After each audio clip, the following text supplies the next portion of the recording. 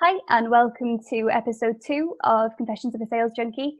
This week, we're talking all about recruitment. So when is the best time to start hiring, tips on tricks and relaunching your business after COVID-19, if you're a candidate looking for work, what you can do to stand out. So yeah, anything involving relaunching your business and getting back out there after COVID-19, we'll be chatting about today. Yeah, my name's Iceman. I run Dotted. Dotted is probably the UK's only graduate sales outsourcing company. We're a startup. We've been going just a few months now. And my personal background is in sales, and I've been managing sales teams all around the world. I've worked in the Middle East, in Asia, but I've probably sold into every market onto the planet. And now I'm running a graduate sales outsourcing company. That's me. All right, Marcus. Yeah, so I'm Marcus. I'm the ops director at Dotted. My background was in sales, and I'm still sort of in a sales role at the moment, despite the operations director title. Still a lot of sales activities that I'm doing, mostly supporting Iceman and making sure the business runs as smoothly as possible. As I said, background in sales, but now exploring this opportunity that Iceman's provided in developing this business. That's it. Hi guys, and hi audience. My name's Tim Sharp. I've got 24 years experience in all things recruitment and talent acquisition. So I guess the first part of my career for the best part of 13, 14 years is pure sales. Recruitment is a sales job, and I set up international search firms similar to Asmat, lived around the world. Recently came back to Europe and been pushing my career more with an internal focus, so working within big corporations to run their or help support run their talent acquisition function. Right, so today we're going to be focusing on recruitment, and half of it will be kind of a Dotted perspective from graduates, and then the other half will be more conventional recruitment. And obviously it's a tough time for everyone at the minute with COVID-19 going around, not just for people in their personal lives, but also businesses. So my first question is, what is the best method of recruiting at the minute? I think what I would suggest, and there's something around this. You've got the frontline recruitment game that you can see on LinkedIn and all of that type of stuff and social media. But I think when times are difficult and there's a downturn in the market, I think a lot of the options start to close off. People are looking at their budgets. The power pendulum swings from candidates to employers. And I think the best thing to do is really network your networks and try and get referrals and endorsements of your candidature. And I think that is the best and more secure way of getting hired when markets, which we're definitely in, move to a recession. And hopefully we're not moving to a depression, but we're certainly in a recession, and I think it's going to be a pretty brutal one, and it's an actual human capital recession. Yeah. So I mean, if you look at the States, I think in 1 week there was like 5 million that went unemployed. So it's definitely about utilizing your networks, your leverage, who getting referrals. And do you think are people recruiting though at the minute, Tim? Are people actually looking to you and saying like, find me candidates? Because from my experience and what I've seen on LinkedIn and what I'm seeing across the board is people are letting people go. What should, so if I'm not as a candidate, but as a company, are people actually recruiting? Should they be recruiting? Should they even be? I mean, should people be waiting it out? Should they be looking at when to do this, or when to take the next steps, etc.? Yeah, when's the best time?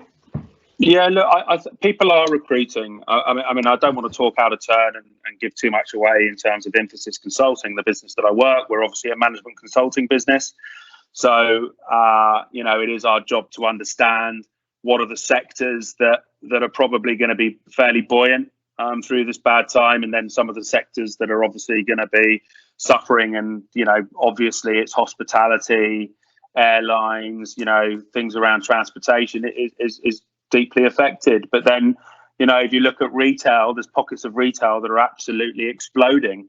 Amazon's doing some of the best numbers it's ever done in its history. So there will always be businesses that will be hiring, and in actual fact, it kind of comes down to the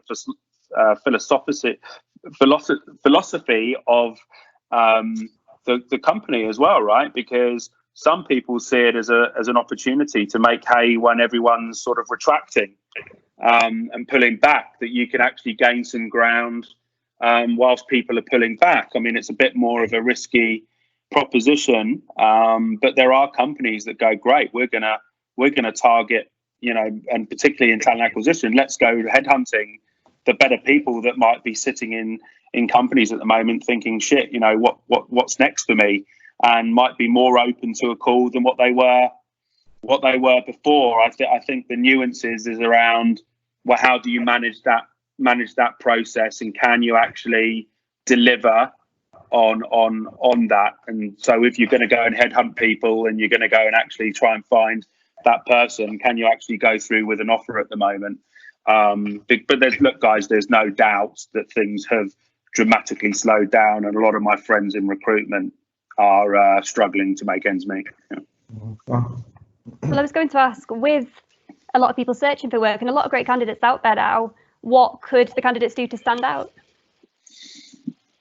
I think you have to have a presentation on social media, and it's not all just about, I mean, LinkedIn's been quite an interesting exercise for me. I mean, I've been on that platform forever, since its inception, and seen the different changes and cycles that it's gone through.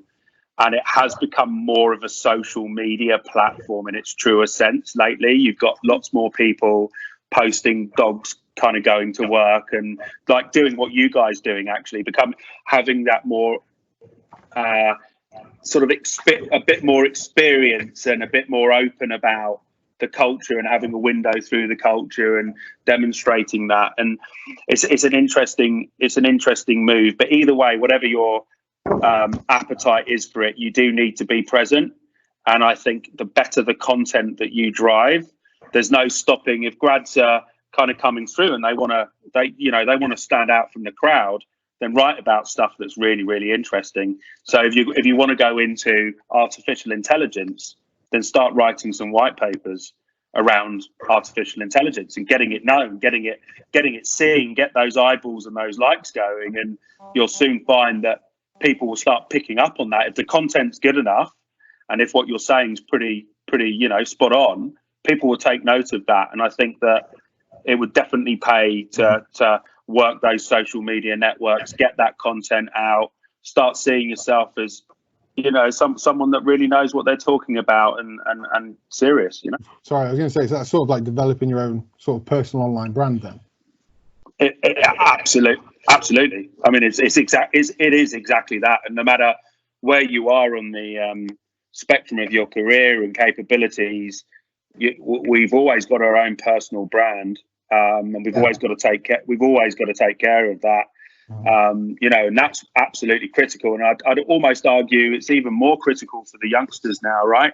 Because everything, they've grown up in the social media era, not dinosaurs like me that used to have a brick as a phone about 20 years ago. So I mean, they should be used to that, and that it is really, really important. But instead of focusing on the image, focus on the quality of the content. Yeah, and maybe that's slightly where some of the youngsters go wrong. They make it all look great, but actually, what's being said, and being creative around getting that message out there, and that can be how you can stand out from the crowd. I mean, I've seen experiences before where people have sent some pretty incredible video type of interviews to hiring managers off the bat without knowing them, and just doing some sort of amazing creative type of thing to get noticed, or put a piece of work in front of them. All that stuff makes a massive difference, particularly in a downturn market. I think Marcus, if you look at a live example, if you look at when we hired Amy, we asked Amy to send us content of what she had done. She was a fresh graduate, and we said, show us the content that you've done. And the thing that won her the job was the fact that she had such good articles that she'd written, interviews and things like that. And it's just pretty much the same thing as she posted it online to build herself up, like Tim's saying. It's actually we've experienced it firsthand. Yeah, yeah. exactly. So that was all stuff from uni material that I'd got from there, and also work experience outside of uni, because they fully encouraged us to do that outside of uni. So yeah, that really helps, and it made me know what I was doing ready for this job. So I came in prepared. It's interesting that we're spending quite a lot of time now as Dotted developing our own brand, and that's developing your personal brand is not something that I've really considered. Granted, I'm not in a position to sort of be out in the market at the moment, but it's an interesting point you raise about you are always on display to anybody in your network, and yeah, having that content out there is going to set you in very good stead. That's a great point. Yeah. So I was going to say, recruitment is a massive thing in growing a business and allowing it to scale. So what advice would you give to businesses looking to hire? What steps should they take? What, in terms of building out their recruitment capabilities as a business, or what? In what sense? Yeah, we'll say that. So if they're looking to, without giving too much away. Yeah, look, I think different companies and different sizes have a totally different strategy and infrastructure. So, I mean, I used to work at Philip Morris, 80,000 people business, working at IBM, 400,000 people in the business. Infosys Limited, the company I'm in now, 200,000. Infosys Consulting is a smaller part of it. These are massive companies, and they have to have the infrastructure in place to be able to facilitate that, because you've got just such a huge amount of volume of work to be done, both natural attrition that you cover, expansion, transformation and change. You got the grad piece right the way up to the executives in the business. So you need to build the infrastructure around to actually be able to cover it all, But if you're a small business and you're a startup, or you're a medium-sized business and you've got sort of 10 to 50 people, I think there are some really cool and easy things that you can do to improve your world. And I think that the first one is like what you guys are doing, which I noted Asma's been great at, is trying to build out that company brand and getting a window into the types of things that you're doing on a Friday afternoon, and celebrating the wins when you made a good sale, and seeing the dogs kind of kicking about in the office, and all of that type of stuff's a really, really good thing to do, to give people a bit of a further window in without necessarily having to even engage in you guys, right? So I think that's really, really important. And for Asmat himself personally, to get out there from a personal leadership perspective, and to be quite vocal around that. So again, it kind of just builds on that platform that you're already doing. And then I think it's about having your own internal systems in a good shape, right? So you might not it'd be totally overkill to go and get ahead of TA maybe when you're quite small, and in which case it might be that as the management group, you understand the importance of TA, and you kind of do a bit of that role yourself, right? And then as you get bigger and bigger and bigger, you probably want to start building a more focused person, experienced person to come in and do it for you. But you need to know what your culture is, what your branding out there is. Is there a difference between that and when you join? So what's important is people and companies will sell something out there, and then when they join the business, is actually the experience is totally different. And you've got to look out for that type of delta. And this is what, when you have a professionalized TA function, they kind of cover all of this and more. But when you don't have it, then I think that responsibility does go on to the leadership team, to kind of cover it off. And look, ignore it at your peril, because we all know, right, that we're in this gig hub economy, right? And what does that mean? That means things are transforming, they're changing. There is no such thing as a permanent job really anymore. You go for certain projects and hire against projects rather than anything else. You've got clickbait going on left, right, and centre. Eyeballs, likes. People's attention span, and I'm really bad myself. It's literally next to nothing. So you haven't got much time and much ability to really captivate people. So you better make sure that you're cognizant of that and you're doing that better than your competition. And I think you'll win a load of talent just off the back of that. Well, you met Marcus by recruiting him, right? Tell me about that. I want to hear the story. Yeah, so I met Marcus at a graduate recruitment day. A company called Celsius that we use. We only work with them exclusively. They're absolutely brilliant at what they do, and it's a atmosphere where it's like it's The Apprentice almost type. Marcus was stood up, and I saw this kid. What are you, like 6'4"? You know what I mean? And he was like absolutely, but full of full of confidence. And then I hired him at my previous employer. And his skill set, his organization, and his job was pretty much to shadow me, whereas I was doing the sales side of it and doing the big deals, but he was always underneath me, learning and growing. So, I mean, you guys know me. I mean, the bottom line is, everyone's good at things and bad at things, and well, not I would say bad, but and not so great at things. I'm all and out in sales, whereas having someone like Marcus, who's a perfect example of a graduate scheme working, who's our ops director, who grounds me and makes sure that we stick to the right path. To give you an example, he's the signatory on the company account, not me. You know what I mean? That's probably a good thing, mate. Probably a good thing. I think the time when I tried to use our budget to buy an air hockey table for the office. Yeah. One of the many times.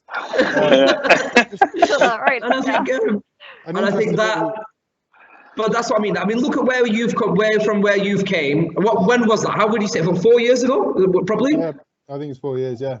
So 4 years ago, he worked for me for 3 of them. Went to London and did stuff with Gartner, and then after that, he was like, right, and then when the idea came about in my mind. Believe it or not, when I was thinking about how the structure of Dotted would work, there was never a time when it was designed around what he would do. And then I went and fitted other people into the organization. But originally it was like, right, well, me and Marcus, and we went to Lisbon for, Web Summit. And we went there together. We were wearing our branded hoodies, and we thought, right, let's go get some customers and let's go and see what it was like. And at that time, we didn't have an office or a budget or anything. It was just me and him jumped on a flight together and went and just thought about meeting people and the ideas of what people actually need and the remote working and all those kind of things really came about by me and him just going out there and actually deciding on what to do.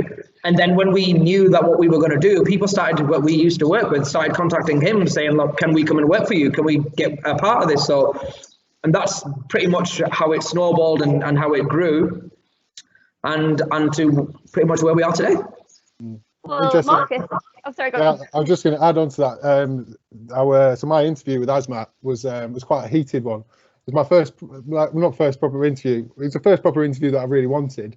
And Asmat's style for an interview is quite confrontational. It's lethal. I just all I can do is apologise. You know what I mean? That's it. It got to the point where I was almost swearing up to him inadvertently. At which point, Asmat was like, "Yeah, I think he's the one for the job." Yeah, there was objection handling, and there's you standing up over me going, "Right, listen." Oh, that was great. Well, obviously, you're operations director at Dotted now. How is it for you managing a team of graduates? What's that like? Yeah, I am really enjoying it for one. I think we've touched on a lot of the points that I was going to mention, but for me, working with obviously working with young people is exciting because you get to surround yourself with team members, but also your friends, and then allowing them or being able to mold these graduates into the type of professional that you want for that particular role is something that you just can't get with a a tenured professional. I don't think the elasticity or flexibility to able to perform in a role is much more is a trait that I think graduates possess in much more abundance. I think, like I said, another great thing about graduates is they're in learning mode. I don't have to teach or train. I get asked by my team, I need to know this, I want to do this, I need to do this better. It's a case of they know the areas they need to improve. If not, I can always assist in that, but they know the areas they need to improve and they will come to me and help with. Amy's a great case of that. Matt, the team, all, whenever they need assistance, they will come to me for help. And I think that's, again, something that comes from, they have a lack of knowledge and they're not afraid to show that and not afraid to go further. I think just to add on that, just an interesting point that you said, and I don't know if, Tim, if you think about, if you were to hire a salesperson who thinks that they're the, you know what I mean, they're the be all and end all, I've seen when I've hired salespeople like that, they've come into training sessions and they don't want to train. I don't need training. I don't need this. Whereas like with grads, they're like, give me more information. They're actual human sponges, and they want to absorb that. Now with you, Marcus, I'd say a big part of it is aspirations for these guys as well, because what we've been able to do really well is we've got a management team now that are solid experienced salespeople with a few years underneath their belt, and who've earned their money, have been there and done their rounds. So these grads are now looking at you thinking, well, he was in my position 4 years ago. Yeah. Of course I can learn from this guy. Look at him now. You know what I mean? And that's pretty much, I think, Tim, if you think about sales management for us, if you are not willing to get on the front line and actually sell and actually watch and people actually respect you, you're never going to make it as a sales manager, ever. So I think with a grad and you getting on the front line, I think that's pretty much where the respect comes from as well. Yeah, and again, just sort of add to that, it's not sort of perhaps not what I've enjoyed about utilising graduates, but something that or managing graduates, but something that's been really useful to this business is graduates have the benefit of coming into a business and seeing things from a completely fresh perspective. So I'm not saying we're set in our ways, but we're going to have preconceived ideas of how we should be doing something and how our process and operators should be running.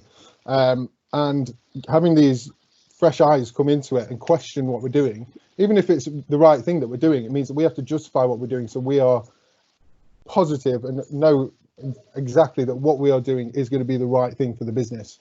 And it's all in all, working with graduates, it's really good fun, and long may it continue. So when you started Dotted, the brand and the culture was a massive thing for you, like even judging from the wallpaper behind you, like we're a fun company, you want to work there. So did your experience in recruitment influence how you want to run your business now? Sort of. I think an important part of it, as you said, was why we invested so heavily on the brand. I mean, if I think about as a startup and look at where I've put the money, and then what I'd actually budgeted around culture and brand compared to what we actually ended up spending, we probably ended up spending double. And the reason is exactly as you said.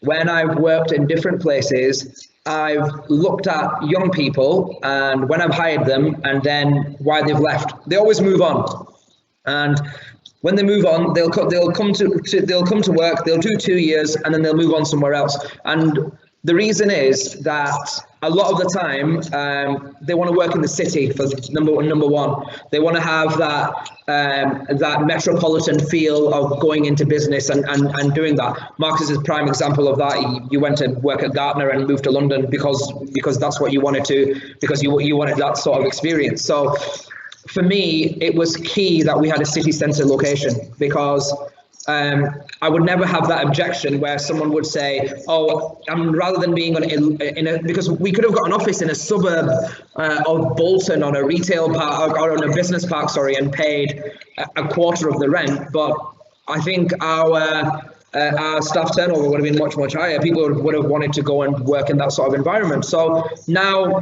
as you know, we're in the city, we've got the hustle and bustle, we're right in King Street on Manchester, where everyone wants to be, it's probably the best street in the north to work in.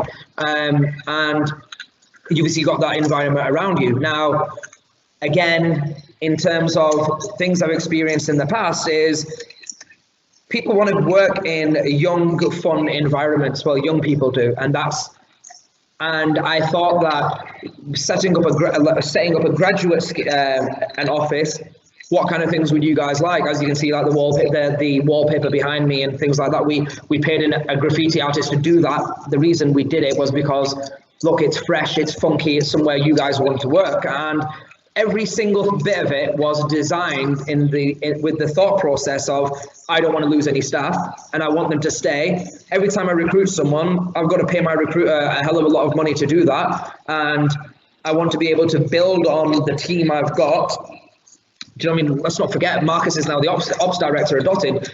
I hired him as a fresh graduate in a previous role. So it's a case of trusting and building, having the trust and being able to build on a team. You can only build on that team if the team stays with you, and if you don't provide them with what they need, they're not going to stay. So that's pretty much why I did it. So Tim, you've worked all over the world, just like Asmat's worked in Singapore. I can't even list the places you've been. So I was wondering, how does recruitment vary globally?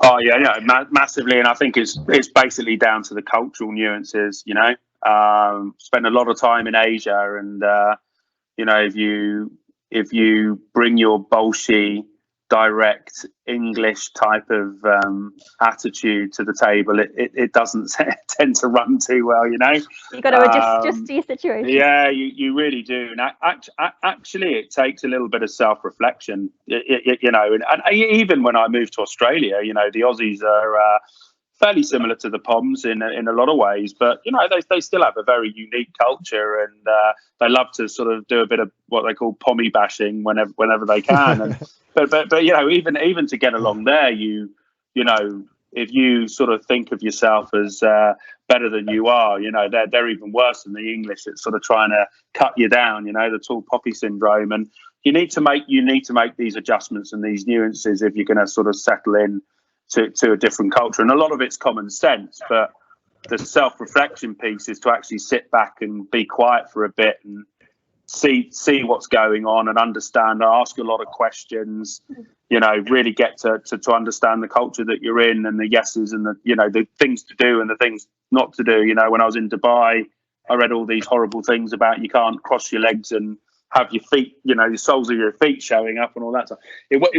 You know, I started really panicking about it all. I never came across any of that type of stuff at all, but there was certainly issues there that you absolutely needed to know about.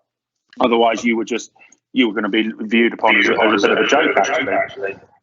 So you've got there's a bit of an echo, I think. Yeah.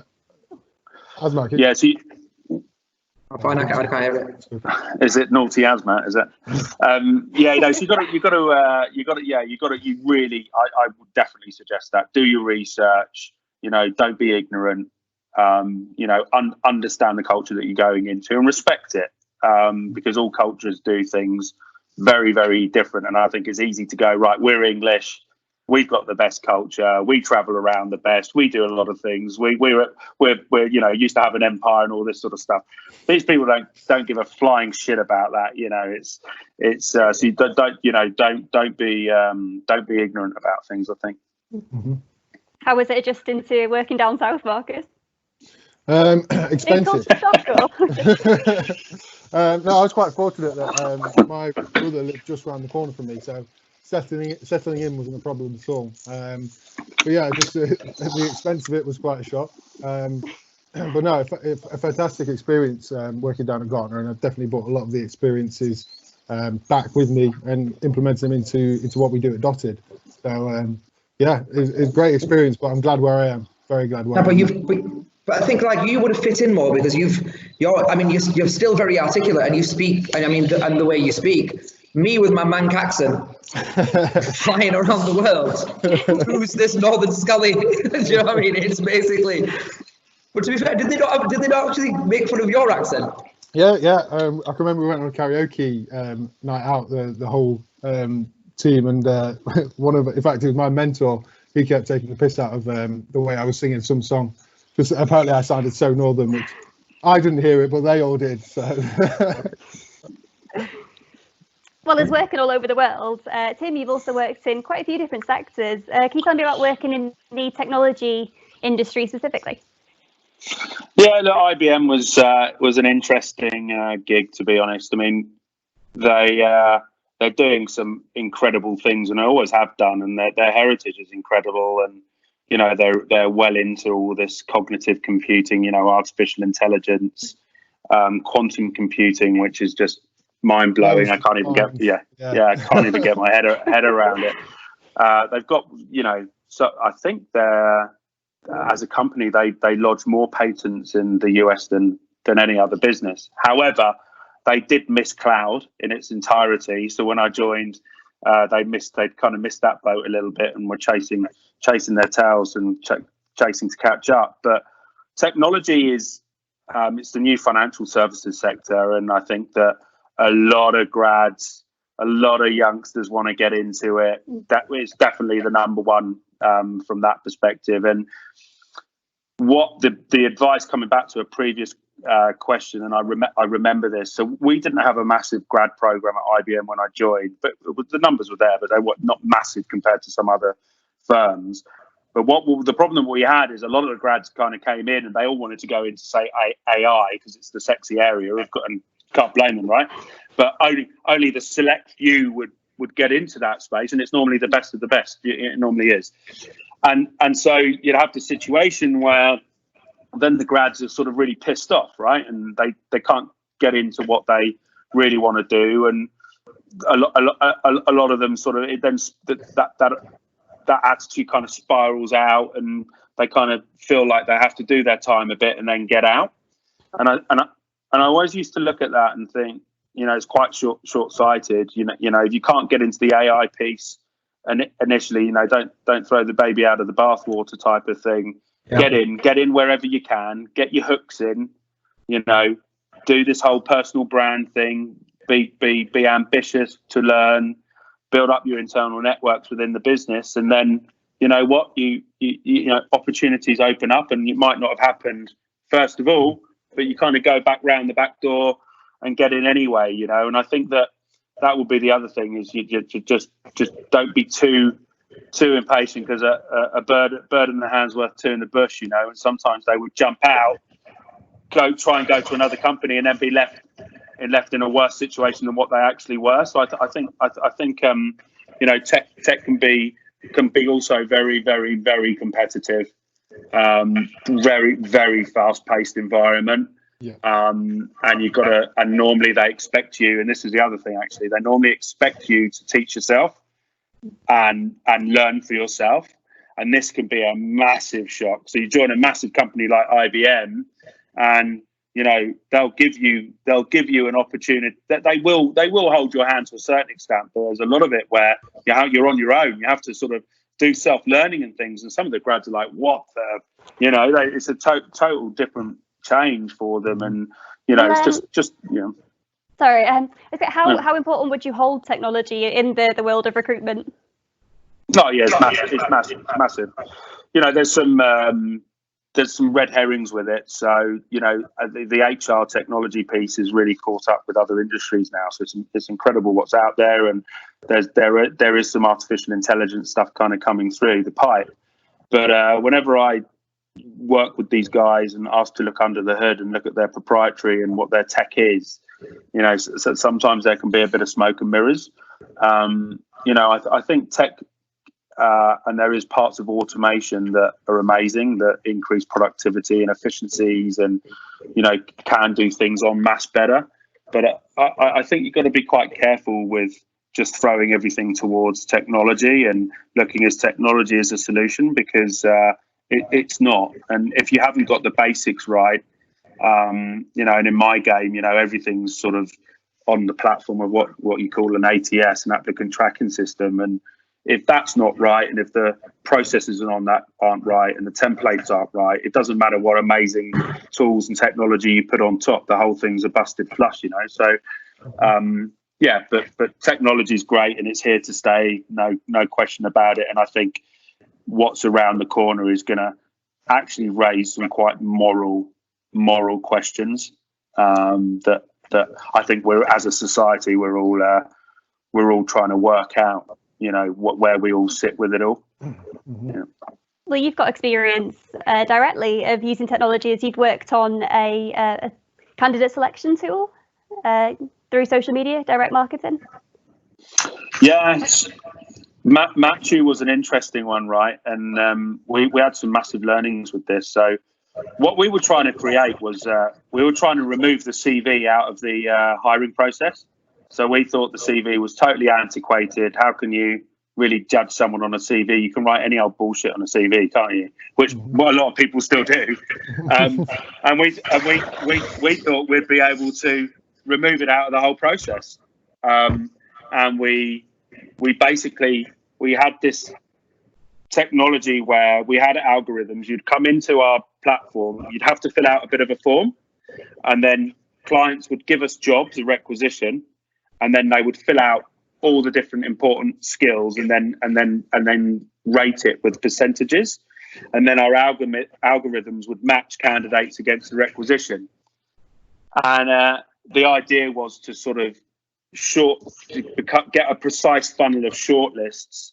And then at the back end, we would do direct marketing. So if you're a data scientist, we would only market through social media platforms to data scientists to basically have a more precise shortlist going into the funnel, and a precise funnel. So you don't have thousands of candidates that are gardeners and chefs applying for a data scientist role, right? That was the premise behind it. But it massive learning. So candidates, there's a massive apathy with candidates. So I'm one of them. I've just been looking for work myself. You know, if something's not an easy apply, and that really means I click on a button, give you my CV, and that is it, I'm not going to do it. And I'm certainly not going to go onto your careers website and spend 25 minutes actually writing down the stuff that's on my CV. You know, I'm just not going to do it. And I think that we underestimated that, because we were asking to replace the CV, they still had to fill out something, and candidates didn't want to do it. You know, they didn't want to do it. And then when they did, they would still, all the information wouldn't be there. So then that would affect the matching capability that we had. And then the other thing is, when it came to direct marketing, we could never say with confidence what our marketing would bring up. So sometimes we'd have loads of candidates that would be interested from our marketing, and other times hardly anyone would be. And we'd like, and so when we're going selling it to clients, you know, they wanted to see that we would have a healthy pipeline of candidates from the marketing. And we were you know, to be honest, we were blagging it. We were furiously behind the scenes, sort of making up the gaps that we had. And it was a fascinating time, because I think a lot of technology and a lot of startups start up that way, that you just got MVP, minimal viable product, sell it all, and then hope and try and cover off the gaps as and when you're building. And you know, that's what we that's what we were doing. So I was going to ask you, Iceman, how did you come up with a business model for Dotted to use graduates? How long have you got? We're so happy about the timing when you decided to start this up. Right, so I mean, literally, I could go into this phrase, but basically, where I've worked around the world, I have always watched young, fresh salespeople come in and absolutely demolish the existing salespeople who've been doing it for years. The reasons are field sales in technology especially is a big problem. These guys will go out there and say whatever it needs to be said to hit their target, earn their commission, do the bare minimum to survive, unethical sales processes, which will mean that the companies themselves will end up losing business a year down the line because they've been lied to and and all that palaver that comes with it. So in terms of what I've seen is young people, young graduates are always hungry.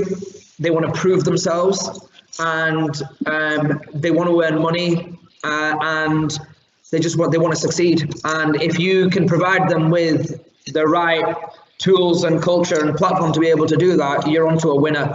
I started my career off at Yellow Pages. That'll be alien to you, Tim, as you'll probably remember the Christmas adverts and what Yellow Pages was a British institution. And what we used to say that if you would cut our veins, we would bleed yellow, because those guys had absolutely invested in their brand and their culture. If we hit our targets, we would all be off on holiday somewhere as a big group. They'd hire out, they'd put us on a plane, take us somewhere. Every time we did finished a quarter, there'd be a quarter launch, a big party. We'd all go out, and it was all about. If another recruiter was coming to me which they did often, with people like, do you want to come and work here? Even if it was like a 10 grand pay rise, I wouldn't even consider it, because I loved my job so much. So for me, it was like, and at Yale, as a prime example, Yale tried out graduates, and the graduates that came in absolutely destroyed the people who'd been doing it for a long time. So it was basically on that basis, also on the basis of the business case. Graduates are cheap, you know what I mean? It's a very much affordable thing. If I'm looking at the average, what would you say, Tim? 45, 50 grand, the average basic for a technology salesperson now, probably in the UK? Yeah. Yeah. So, and then double OTE. So there's 100 grand before you even started, and then on top of which you've got a car allowance, a fuel card, all your other expenditure. You're about 150 to 200 grand. Now, I can do the same thing, but get a graduate who's done impeccable at what they've done. They've got great written work. They know what they want to do, and we can train them up and get them to deliver the similar sort of results for probably about 30 grand all in. So it's a case of their business case for a business looking at it. There's a reason why places like Google, Facebook, Spotify, all the big names that you can think of in technology, Silicon Valley, why they invest so heavily in graduates and in internships, and people fight tooth and nail to get an internship at Google. There's a reason why they do that, because of what it will provide for them. Now, to be able to do all that, but to be able to do it well, is another story whatsoever. I think there's an art to being able to manage graduates, knowing what motivates them. For example, like our incentive at the minute is if we hit target, we're all going to Ibiza. Now, would a conventional corporate business have come up with that, or the thought process behind that? I don't think so.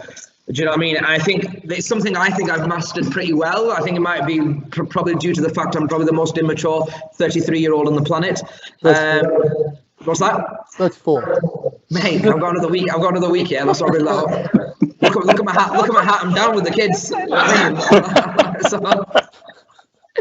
And in all honesty, I wanted to build this environment because I want to work in it, and I'll enjoy it. And I think, like, for me, I can always get another sales job. I could always have done it. And I thought it's an idea that I've always wanted to do. And that's why I went and seeked investment and put my own money behind it and built it out, because I knew that it's something that the market needs. There is a gap for it.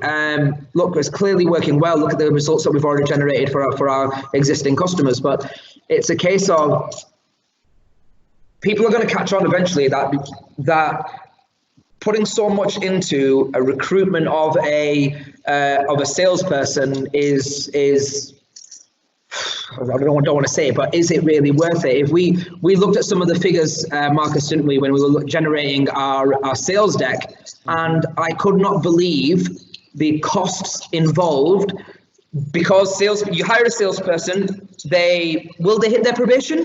How many times have we had those interviews and they've been brilliant, Tim, where you've hired someone and they've gone, oh God, this guy's going to be amazing. Comes in, he does absolutely naff all and doesn't hit his target. Either you're going to get rid of him, or he's not, or he's going to leave himself within that probation period of 6 months. You've then got to go back to the recruiter, and then you feel like, oh, I don't want to use that recruiter again because he's the one who brought me the guy who made me suffer in the first place. So then you've all these relationships and all those tensions. With our business model, it's a case of we do it all for you. No HR issues, no recruitment issues, nothing like that. It's basically all you'll do is you'll pay us a monthly management fee, and we will go out there and we'll hit your targets for you and bring you in results. If we don't bring in your results, don't pay us. So it's a case of you can't lose. So I just thought this was a business model that, in my opinion, has been unheard of. I've not heard of it before, Tim. I don't know if you have, mate. But I've not seen graduate sales outsourcing before, and I just thought, yeah, I pretty much let's give it a crack. How do you bridge the? Because by the way, I think it's a really good idea, and I think there's a lot of points that you make that are massive. For, you know, if you look at PMI, we were looking at a lot of different ways to get support in sales, and like you said, there's a lot of high attrition in sales. A lot of people don't make it. It's the churn and burn, and you know, it's a difficult area to get right. The one thing is, though, is there's a sort of thought that sometimes you've got to be inside the company to understand the company and the nuances of the culture and what their branding and identity is. How do you bridge that piece? So the thing that I've always found is that it's all behind the training and development that you provide. So for us, when we take on a new client, we go and sit in their offices for the best part of a month to absorb their product, their culture, and the service they're providing. So the current customers that we work with, we because of the benefits of screen share, and I said, obviously, it's a terrible situation and people are suffering with what's going on at the minute. But looking at things that people will benefit or will learn from is the fact that you can work remotely and you can do things digitally. And having a field salesperson knocking on your door, do we really need that anymore? Because we're having a conversation now where, Tim, you're sat in Spain and we're sat in different countries, and we're able to do that. So now Dotted salespeople are able to screen share, show a piece of software, an app or a piece of technology, and actually do a full 360-degree sell on that. And they can do that. So in terms of answering your question, bridging the gap, we absorb the information and learn from that, but we give our own spin and our own take on it as well. And I think that is vital. And we do it all digitally and remotely. And I think this virus will pretty much prove to people that it does work. It's a proven case. So, firstly, without my degree, I wouldn't have been able to get the job with Iceman in the first place. It was a graduate recruitment day.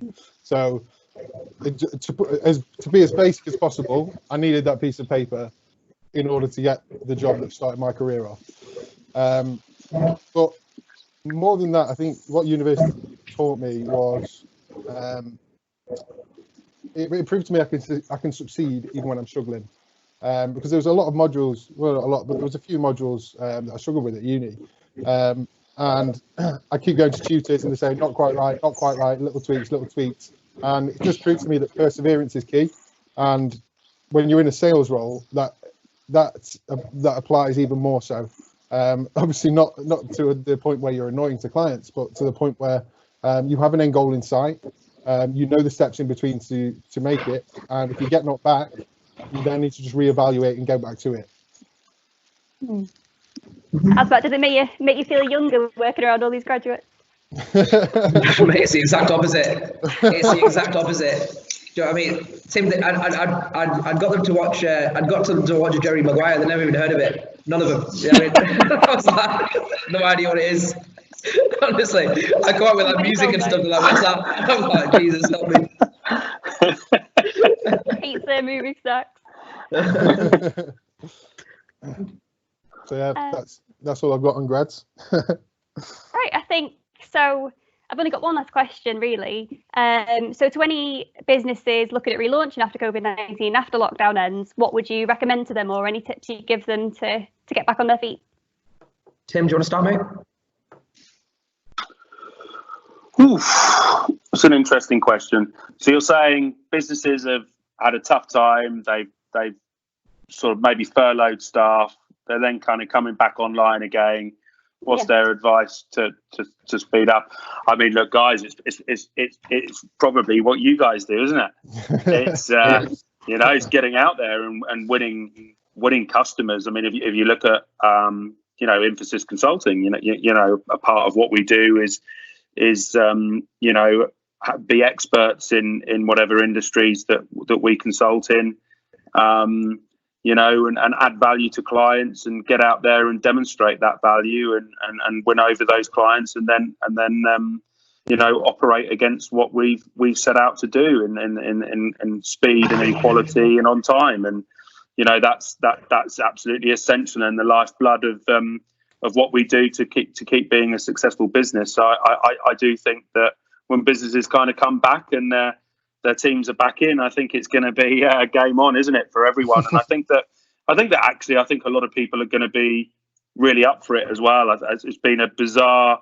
I mean, I've been on lockdown for 8 weeks now, and like Asmat said, I mean, I actually started Emphasis actually in my house, which I've never ever done before, and so it proves that I think Asmat's right. I think it proves that you can. There's a lot of stuff you can do where before we thought, we have to go and jump on a plane and do all these face-to-face meetings.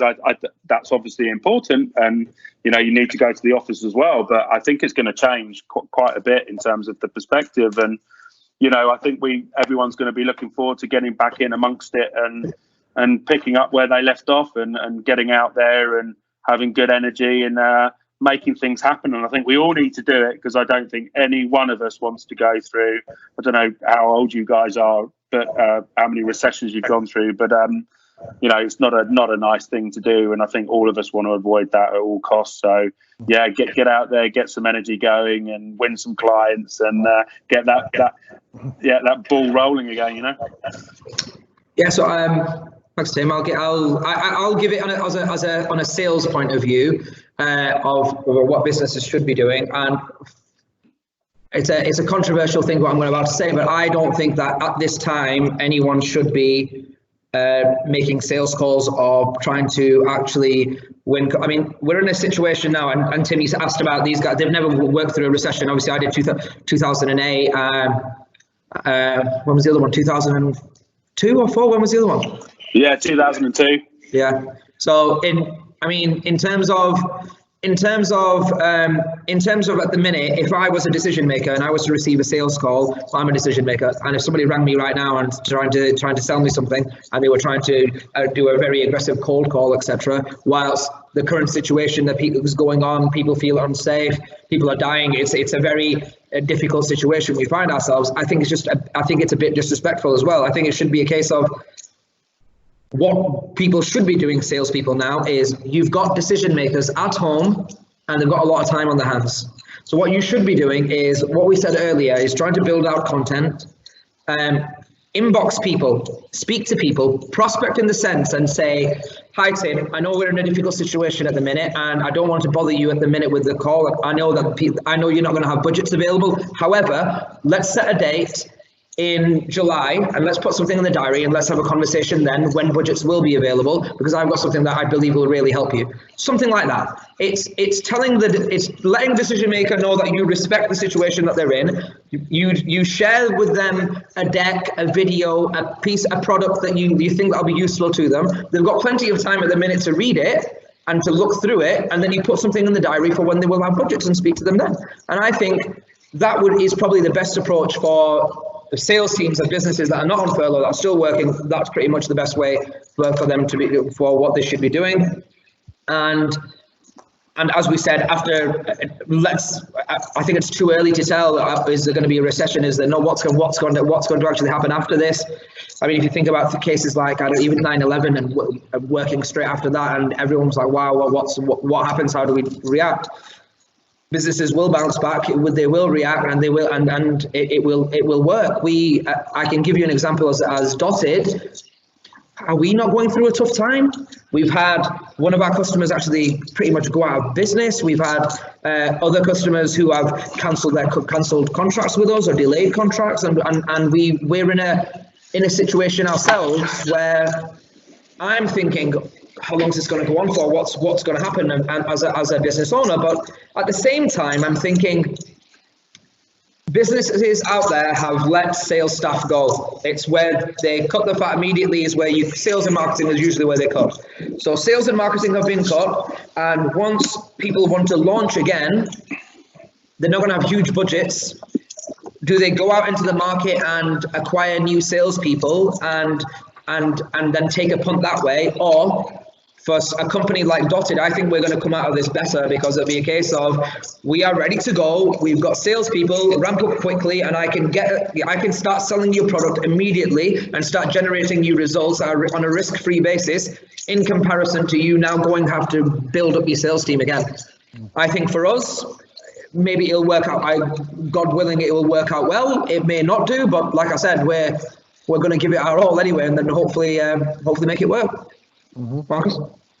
Yeah, sort of add on to what you said. It's my sort of activities at the moment, the outbound activity that I'm doing. I'm building my network on LinkedIn, and I think everybody should be doing that. But I'm building it in a way where I'm starting to understand other people. So I'm connecting with people that I think I can add value to, as a business that Dotted can add value to as well. And in those connection requests, it's just as simple as, hi, I thought it'd be great to connect. Would be great to understand what you do. So then you get a bit of information about the person you're speaking to. You've opened up a dialogue. Then you can tell them what we do at Dotted, sort of plant that seed. And now, whether they all of them turn into leads or prospects is highly unlikely. But the fact that those people now know that what I do at my business and how we can help, means that when they're speaking to other people, then it's a case of networking, like you said, Tim. And I'm having those conversations where I'm saying, look, I understand exactly where you're at the moment. This is what we do. I think we can help. Let's touch base at a later date, exactly like Iceman said. And just building that network and almost building the relationship before you go into a sales process, which I think is it will set you in fantastic stead when you actually go into those conversations. Yeah, I think we'll wrap it up there. Thank you so much for hopping on and chatting to us. Some really, really useful advice, helpful stuff, and keep safe, guys. Thanks. Yeah, massive good luck, guys. Thanks, Tim. Really appreciate it, mate. Thank you for coming on today. Yeah.